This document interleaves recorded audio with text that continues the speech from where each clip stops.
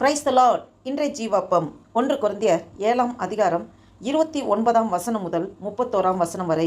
மேலும் சகோதரரே, நான் சொல்லுகிறது என்னவெனில், இனி வரும் காலம் குறுகினதானபடியால் மனைவிகள் உள்ளவர்கள் மனைவிகள் இல்லாதவர்கள் போலவும், அழுகிறவர்கள் அழாதவர்கள் போலவும், சந்தோஷப்படுகிறவர்கள் சந்தோஷப்படாதவர்கள் போலவும், கொல்லுகிறவர்கள் கொல்லாதவர்கள் போலவும், இவ்வுலகத்தை அனுபவிக்கிறவர்கள் அதை தகாத விதமாய் அனுபவியாதவர்கள் போலவும் இருக்க வேண்டும். இவ்வுலகத்தின் வேஷம் கடந்து போகிறதே. ஆமென். அல்லேலூயா. பாருங்க, அப்போஸ்தலனாகிய பவுல் கொரிந்துக்கு எழுதின நிருபத்திலே இப்படியாக ஆண்டவருடைய ஏவுதலின்படி ஆவியானவருடைய துணையோடு எழுதியிருக்கிறதை நாம் வாசித்தோம். மேலும் சகோதரே, நான் சொல்லுகிறது என்னவெனில், இனி வரும் காலம் குறுகினதானபடியால் ஆம் என் அன்பு தேவ பிள்ளைகளே, இந்த காலகட்டங்கள் இன்னும் நாட்கள் செல்லும், இன்னும் காலங்கள் இருக்கிறது, ஆண்டவர் வருகை இன்னும் தாமதிக்கும், நாம் இன்னும் கழித்திருப்போம், சுகித்திருப்போம், இன்னும் நாட்கள் உண்டு என்று நாம் நினைப்பதற்கு அந்த சைன்ஸ் அண்ட் சிம்டம்ஸ் ஆண்டவர் சொல்லுகிறார்.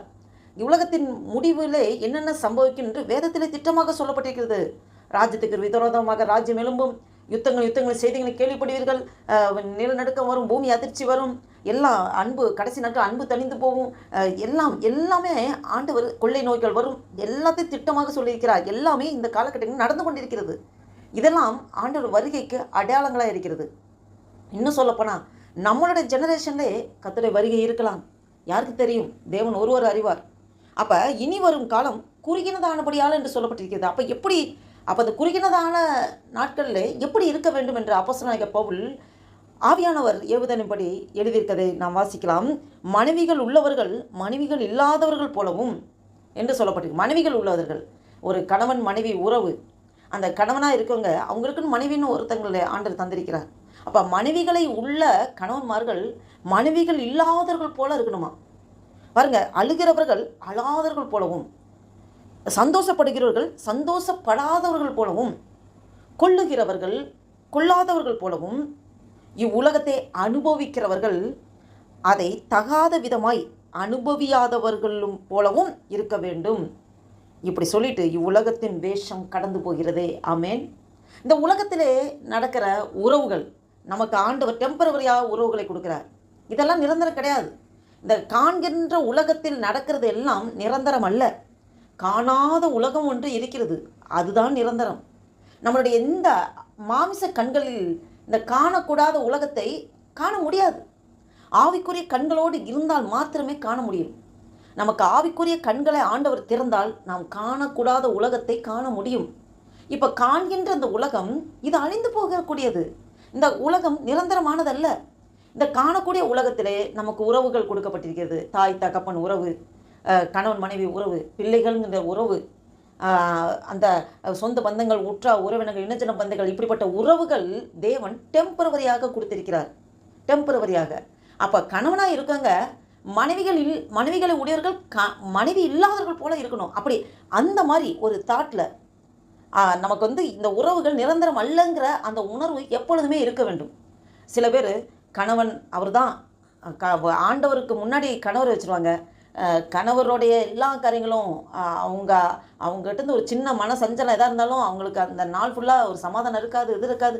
அவங்களுடைய வாழ்க்கையில் முக்கால்வாசி கணவருக்காக பாடுபட்டு வேதனைப்பட்டு, அதே மாதிரி கணவராக இருக்காங்க மனைவிக்காக, அந்த உறவுக்காக ரொம்ப வேதனைப்பட்டு கஷ்டப்பட்டு தேவையில்லாத சிந்தைகளை இருதயத்தில் கொண்டு வந்து மனக்கசப்பு, போராட்டம், சண்டை, சச்சரவு, இப்படி உலக பிரகாரமான சிந்தைகளை சிந்தித்து உலகத்திலே டெம்பரவரியாக ஆண்டவர் நமக்கு உறவுகளை கொடுத்திருக்கிறார். அதற்கு அவ்வளோ இம்பார்ட்டன்ஸ் கொடுத்து தேவனை மறந்து அவர்களை முன்வைத்து, தேவனை முன்வைக்கிற இடத்துல அவர்களை முன்வைத்து வாழ்க்கை ஃபுல்லாக வீணாக போய்கொண்டிருக்கிற காலங்கள் இந்த காலகட்டத்தில் அநேகர் நடந்து கொண்டிருக்கிறார்கள்.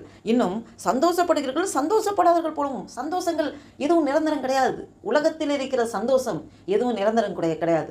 ஆண்டவர் கொடுக்குற சந்தோஷம்தான் நிரந்தரமான சந்தோஷம். அந்த சந்தோஷத்தை நாம் பெற்றுக்கொள்ள வேண்டும். அதுதான் அழிந்து போகாமல் நிரந்தரமாக நம்முடைய இருதயத்தில் தங்கியிருக்கிற சந்தோஷம். அப்போ இந்த உலகத்திலே நடக்கிற சந்தோஷங்கள்லாம் அது முழுமையான சந்தோஷம் கிடையாது. அப்போ சந்தோஷப்படுகிறவர்கள் சந்தோஷப்படாதவர்கள் போல இருக்கணும். இன்னும் கொள்ளுகிறவர்கள் கொள்ளாதவர்கள் போல. இந்த உலகத்திலே நமக்கு கிடைக்கிறது எல்லாம் அது மணியாக இருக்கலாம், இல்லை பொருளாக இருக்கலாம், இல்லை எதுவாக இருக்கும், வாட் எவர் இட் இஸ், என்ன இருந்தாலும் அதெல்லாம் ஒன்றுமே நிரந்தரம் கிடையாது.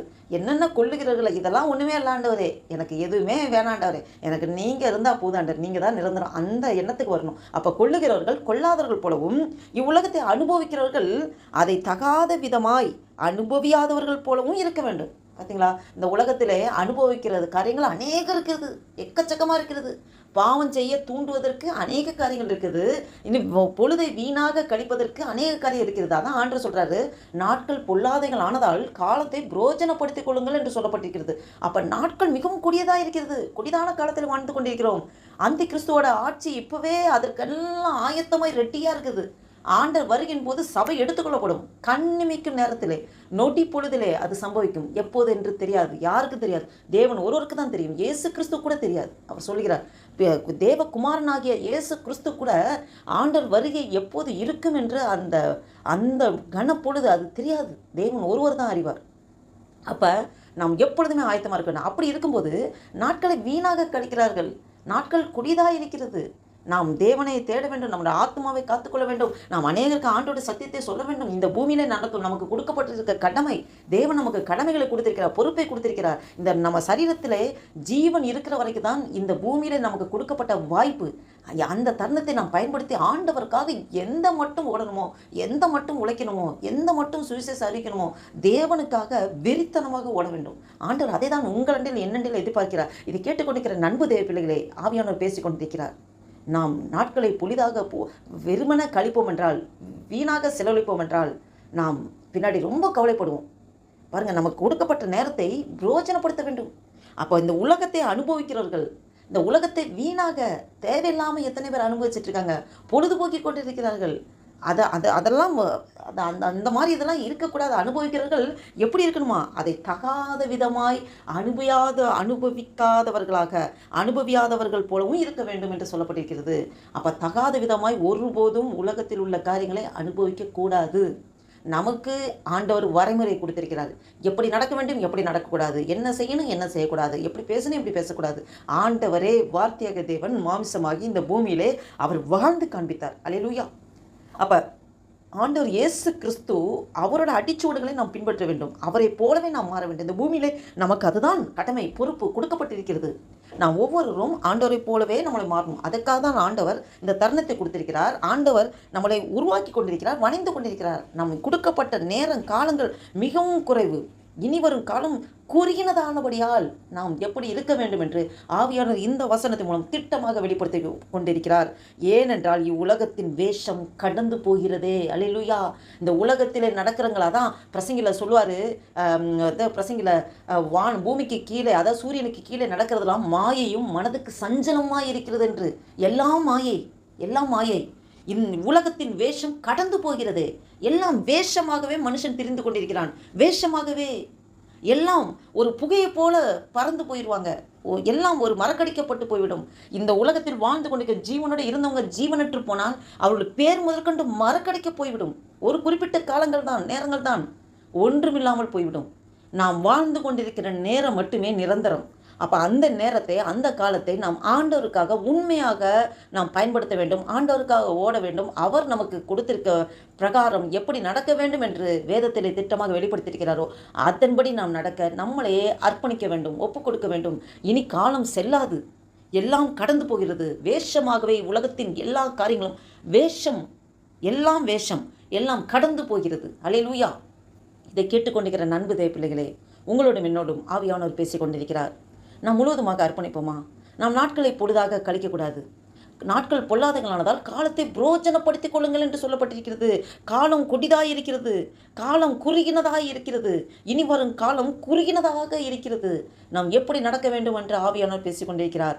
நாம் முழுவதுமாக வசனத்துக்கு நாம் திரும்ப வேண்டும்.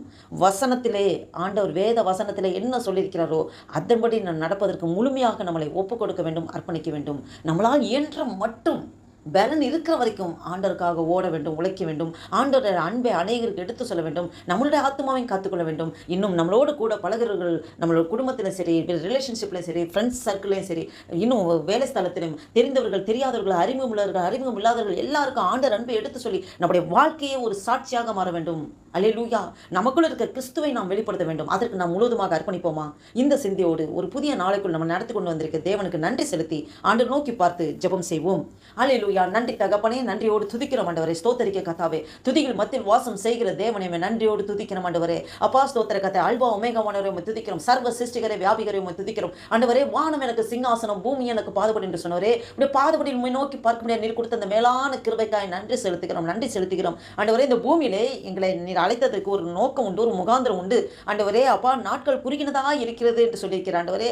அப்பா நாங்கள் ஆண்டவரே, அப்பா இந்த உலகத்தில் நடக்கிறதெல்லாம் வேஷமாகவே இருக்கிறது, எல்லாம் கடந்து போகிறது, ஒரு நாள் எல்லாம் கடந்து போகும் என்று சொல்லுகிறேன் ஆண்டவரே. அப்பா நீர் மாத்திரமே நிரந்தரம் ஆண்டவரே, உங்களுடைய வார்த்தை மாத்திரமே நிரந்தரம். எங்களை ஆண்டவரே இந்த வசனத்தினுடைய வார்த்தையின்படி நடக்க வேண்டும் என்பதற்காகவே எங்களை அழைத்திருக்கிறீர், வேறு பிரித்திருக்கிறீர் ஆண்டவரே.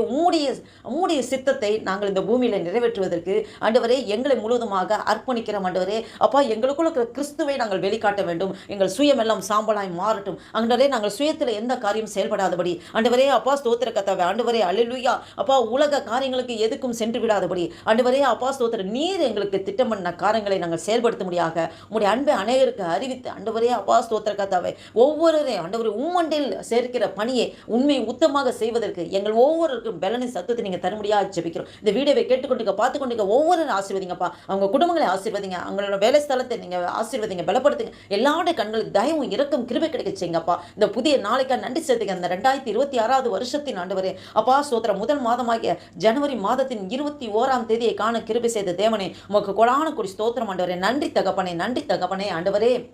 இந்த நாளில் ஆண்டவரே அப்பா ஸ்தோத்திர கையிட்டு செய்கிற எல்லா வேலைகளும் ஆண்டவரே உடைய கரம் கூட இருந்து நடத்துகிறதுக்காக நன்றி செலுத்துகிறோம். இந்த நாளைக்கு விரோதமாக, இந்த ஜபத்திற்கு விரோதமாக, எங்கள் ஒவ்வொரு விரோதமாக செயல்படுகிற எல்லா சத்துருவின் கிரிகளை நசனாக இயேசு கிறிஸ்துவின் வல்லமையுள்ள நாமத்தினாலே கடிந்து துரத்தை அப்புறப்படுத்துகிறேன். அல்லேலூயா. ஆண்டவரே காலைதோறும் உடைய கிருபைகள் புதிதாக இருக்கிறது என்று சொல்லியிருக்கிற ஆண்டவரே, உடைய புதிய கிருபையினால் எங்களை நிரப்பி வழிநடத்தி ஆசீர்வதிங்க, பாதுகாத்துக் கொள்ளுங்க. நீ அப்படியே செய்கிறதுக்காக நன்றி செலுத்துகிறோம். மீதா முழுது பொறுப்படுத்திக் கொள்ளுங்க. உமக்கே துதி கனமகிமையெல்லாம் செலுத்துகிறோம். இயேசு கிறிஸ்துவின் நாமத்தினாலே ஜெபிக்கிறோம் ஜீவனுள்ள எங்கள் நல்ல பிதாவே.